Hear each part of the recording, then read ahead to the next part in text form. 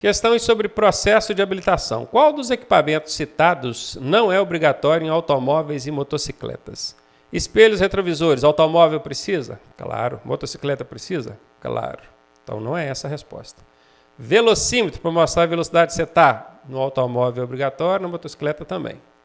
Buzina, no automóvel é obrigatório, na motocicleta também. Tacógrafo não. O tacógrafo ele é parecido com um velocímetro, só que ele registra a velocidade, ele não só mostra, não.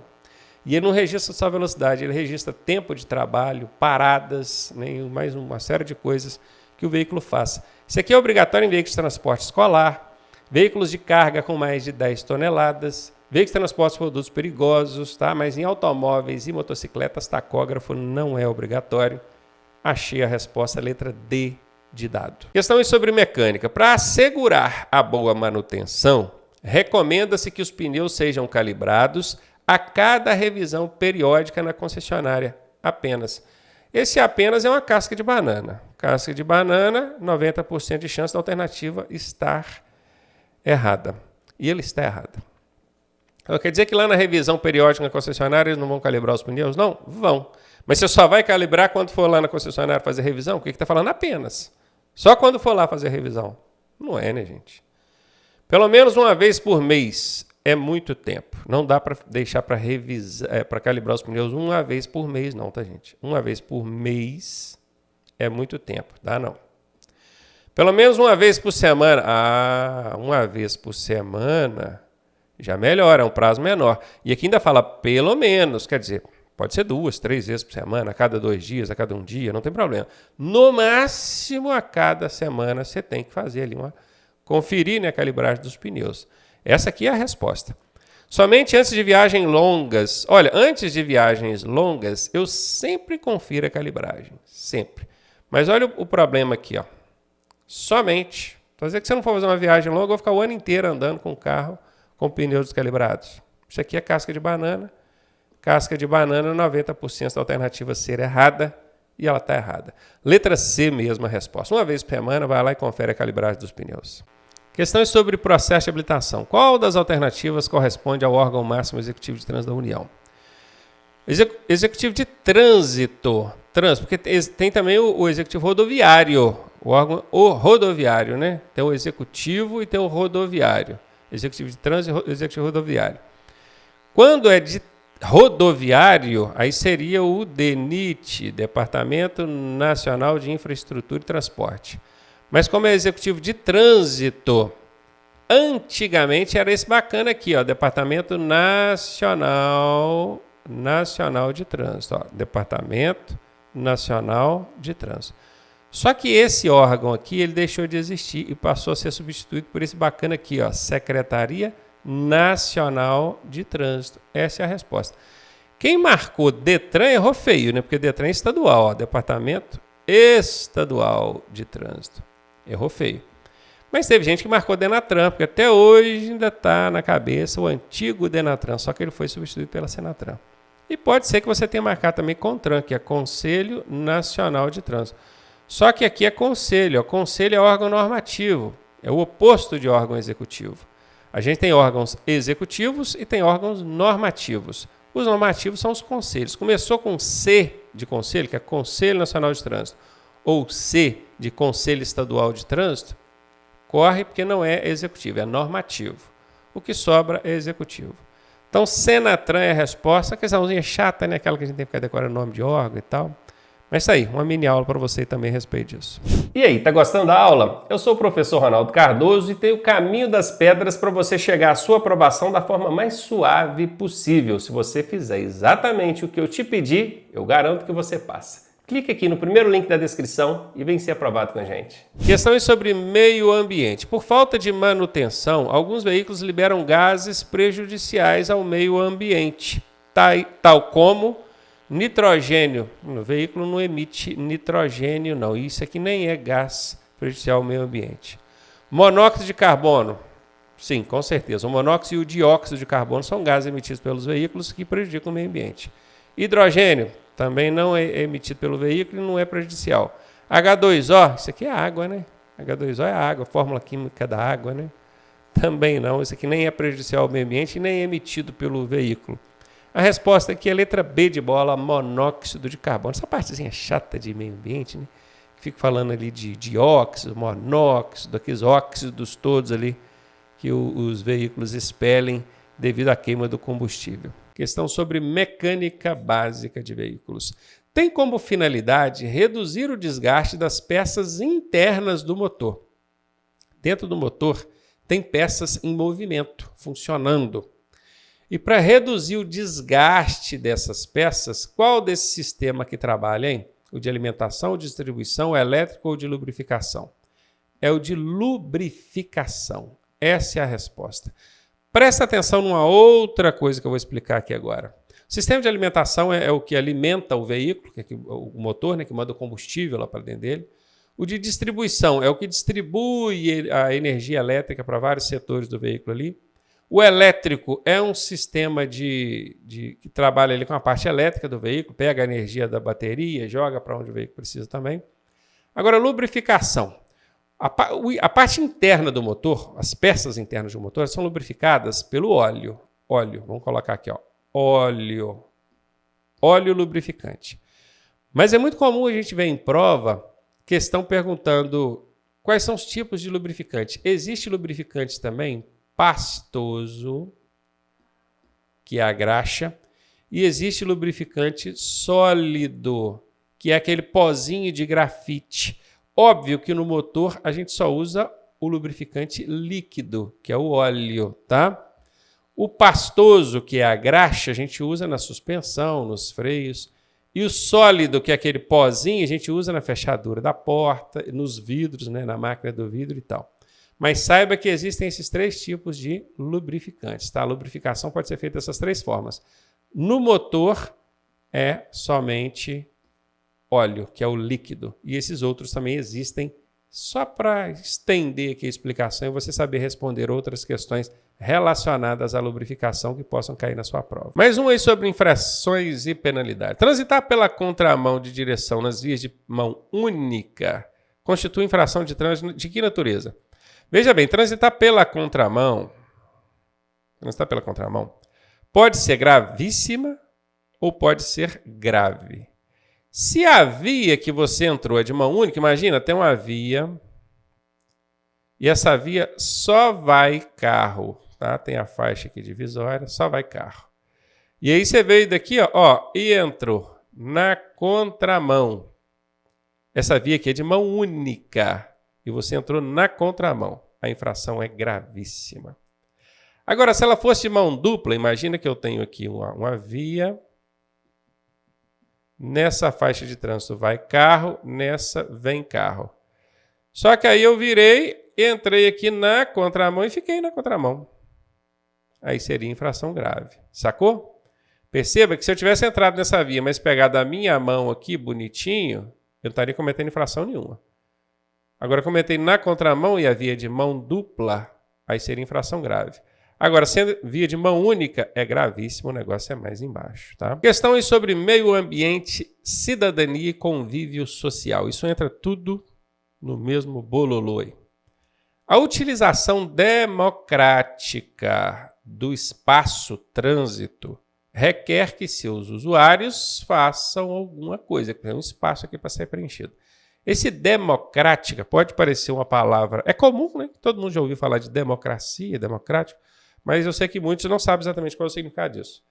Então, utilização democrática, o que quer dizer? Uma utilização igualitária, onde existem direitos e deveres e todos respeitam isso. Inclusive, respeitam uns aos outros, tá? Isso é democrático. Bora lá. Então, para que a utilização democrática do espaço-trânsito requer que seus usuários sejam amigos? Então, quer dizer que para a gente ter um bom convívio no trânsito, a gente precisa ser amigo? Eu ser amigo do outro motorista? Não, não necessariamente. Pode ter um inimigo meu no trânsito, mas eu tenho que agir de forma democrática ali no trânsito em relação a ele. Então, não quer dizer que eu tenha que ser amigo da pessoa para que essa utilização democrática aconteça, não. Teria, então, que eles tenham os mesmos gostos e costumes? Absolutamente não. Às vezes o cara é de outra religião, torce para outro time, Ele gosta de pescaria, eu não gosto. Ele gosta de futebol, eu não gosto. Sacou? Não tem que necessariamente ter os mesmos gostos e costumes. Inclusive o trânsito tem muito disso, né?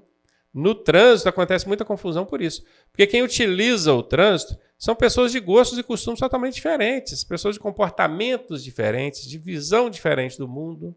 E nós que estamos nos habilitando agora, a gente precisa disso, de ter essa concepção, para poder não chegar lá e cair na pilha e arrumar confusão no trânsito. Né? É diferente quando você está no do seu grupo de amigos, lá no final de semana, jogando futebol, uma sinuca, um baralho. Ali são pessoas que têm mesmos gostos e costumes. A chance de acontecer uma confusão naquele grupo de pessoas dos mesmos gostos e costumes é muito menor do que no trânsito. Então, o trânsito tem muito disso, tá? Mas não quer dizer que a gente tem que ter os mesmos gostos e costumes. Aliás, não tem. Os motoristas não têm os mesmos gostos e costumes. Ainda assim, a gente precisa fazer uma utilização democrática do espaço trânsito. Letra C, que concordem com a forma de pensar dos outros? Também não. Eu não sou obrigado a concordar com a forma que os outros pensam. Eles pensam de um jeito, eu penso de outro, mas isso não pode ser um impedimento para que o trânsito seja utilizado de forma democrática. Letra C está fora. Se respeitem mutuamente. Esse mutuamente quer dizer uns aos outros, uns aos outros. Aí sim, eu tenho que respeitar o outro condutor, o outro usuário da via, seja um ciclista, um motociclista, um pedestre, um cadeirante. Aí sim, letra D de dado é a resposta. Na tela aqui, uma questãozinha sobre direção defensiva. Frio e calor são condições adversas de quê, hein? Condições adversas. Nós vamos lá. Luz, tempo, esse tempo no sentido de clima, não é tempo de relógio não, tá? Luz, tempo, via ou a estrada, eles podem chamar também de estrada. Luz, tempo, via, trânsito, veículo e condutor. Você precisa decorar essas 6 condições adversas. Eu falei 6, coloquei 6 aqui, né? 3, 4, 5, 6. Meu professor falou que são 8. Por quê? Porque ele pega os veículos aqui, ó, e desmembra em carga e passageiros. Ou ocupantes também. Aí viram 7 e 8, né? Então, se são 6 ou 8, não importa. Importa que você tem que decorar isso aqui. Luz, tempo, via, trânsito, veículo e condutor. Toda vez que falar de condições adversas, está relacionado a isso aqui. Beleza? Então, a gente vai analisar aqui agora. Ó, frio e calor estão relacionados ao clima, ao tempo. Então, está aqui, letra A, a resposta. Questão sobre direção defensiva que diz, para reduzir o desgaste físico. Nós estamos falando aqui de desgaste do motorista, tá? Para reduzir o desgaste físico ao dirigir por uma longa viagem, é recomendável que o condutor ajuste o encosto do banco mais próximo de um ângulo de 45 graus. Aí lascou, né? A galera que fugiu da aula lá de geometria plana. Mas eu vou ajudar vocês aqui, tá? Ajuste o encosto do banco no ângulo de 90 graus. Quer dizer, tem que ser exatamente a 90 graus. Ajuste o encosto do banco no ângulo entre 100 e 120 graus. 100 e 120. Nessa variação aqui. O ajuste o encosto do banco no ângulo maior que 120 graus. Então, vamos lá. Você pode decorar a resposta, tá? Se você não quiser entender, você pode simplesmente decorar. A posição recomendável para ajustar o encosto do banco é essa aqui, ó. Entre 100 e 120 graus. Agora, você quer saber como é que é isso? Vem cá. Vou desenhar aqui um ângulo de 90 graus. 90 graus, pega um círculo aqui, ó, e faz uma cruz no meio dele. Ok? Quando eu faço uma cruz no meio de um círculo, eu tenho 4 ângulos de 90 graus. Ó, aqui está a cruz. Nesse quadrante aqui, ó, eu tenho um ângulo de 90 graus. Vão ter uma aula de geometria plana aqui agora, hein? Nesse quadrante aqui eu tenho um ângulo de 90 graus. Nesse aqui também, um ângulo de 90 graus. E nesse aqui também. Então vamos imaginar que isso aqui seja o encosto do banco, ó. Se eu pegar e colocar o banco retinho assim, ó, eu estou formando aqui um ângulo de 90 graus, que é exatamente isso aqui, não é? Ó, confere isso aqui, ó. Isso aqui é confortável para dirigir? Imagina você dirigindo com o encosto do banco retinho assim para cima. Isso é confortável? Não é. Então, de 90 graus, está fora.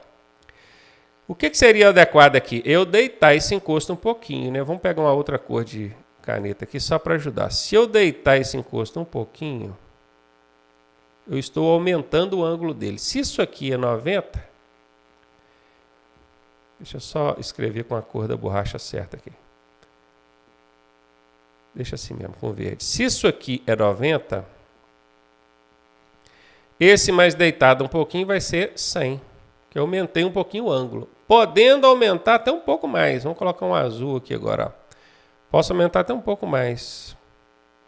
Seria aqui um 120. Gente, pode parecer que esse azul que está muito deitado, realmente ele até esteja, mas é porque, obviamente, eu não estou fazendo o desenho exatamente no ângulo de 120, né? Que é para não ficar embolado aqui, eu tive que abrir um pouco. Mas entendam que o 100, entre 100 e 120, é um pouquinho mais deitado que o 90. O 90 é aqui.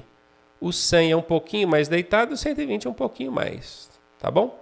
Diríamos assim que, não tanto igual está aqui, né? Mas vamos imaginar que no lugar do 100 aqui seria o 120 e entre o 90 e o 100 aqui a gente seria o 100, ó. Entre 90 e 120 seria o 100. Seria uma inclinação mais ou menos assim. Vamos lá, vamos desenhar aqui, ó. Vamos imaginar que isso aqui seja um 100, isso aqui seja um 120. Agora ficou legal, não ficou? Se deitar mais do que 120, que é o que está dizendo aqui, ó, ajuste o encosto no ângulo maior que 120. Vai ficar deitado demais, isso é perigoso. Até, no caso de uma colisão, você escorregar por baixo do cinto ali. Então, isso aqui não é adequado, tá? Se colocar no ângulo de 45 graus, não tem a menor chance. 45 graus é metade de 90. Imagina, se isso aqui é 90, 45 graus seria o banco assim, ó. Imagina você num banco assim, ó. Como é que você vai dirigir? Sentado aqui no meio. Não tem como. Tá bom? Então, sem chance. 90 seria ele retinho. 100 seria um pouquinho inclinado. 120 um pouquinho mais inclinado. Então, isso aqui é o adequado. Entre 100 e 120. Anote isso aí. Memorize. E para quem teve o cuidado de prestar atenção na explicação, já entendeu que o que é um ângulo de 110 e 120 graus, que é um pouquinho mais inclinado do que o normal. Resposta C aí. Questãozinha aí sobre direção defensiva. Pedestres na pista de rolamento. Pista de rolamento é a área destinada à circulação de veículos, não de pedestres, né? E animais sem um guia soltos na via, isso é perigo, hein? São considerados condição adversa de quê? Aqui as alternativas trouxe trânsito, tempo, via e motorista. Essas são 4 das adversidades. Condições de adversidades relacionadas ao trânsito, ao tempo, esse tempo aqui no sentido de clima, tá? Tem também da via ou pista. Tem do motorista, que é o condutor. Faltaram 2. Faltou a condição aqui de iluminação ou luz, né? E faltou também a condição, deixa eu ver, luz, tempo, estrada, trânsito, veículo e motorista. Veículo não está aqui não. Veículo. Então aqui nós temos as 6, ó. 1, 2, 3, 4, 5 e 6. O veículo ainda pode subdividir em passageiros ou ocupantes, né? Ocupantes. E também a sua carga. Se isso aqui para você é estranha, novidade, vai lá nas aulas de direção defensiva e reassiste isso, tá? Porque condições adversas, que são adversidades que podem propiciar risco quando você está dirigindo, isso aqui cai direto em prova, tá? E são essas 6, tá? Aqui nós temos 4, porque a própria questão já trouxe 4 aqui para nós, e as 2 que faltaram eu trouxe aqui para você, ó, que é questão de iluminação, que é luz e veículo. Olha, o pedestre na pista. Então daria a entender que é um problema da pista, né? E animais também na via, dá a entender que seriam problemas na via. Tem muita gente que marcaria aqui, mas não é. O problema na pista, na via, é quando é buraco, curva perigosa, mato dentro da pista, sinalização viária ruim, né? Aqui, o pedestre e o animal, eles estão transitando. Então, a condição adversa aqui vai ser de trânsito e não da via. É uma pegadinha do Detran, tá? Se liga nisso aí. Então foi letra A, a resposta dessa aí.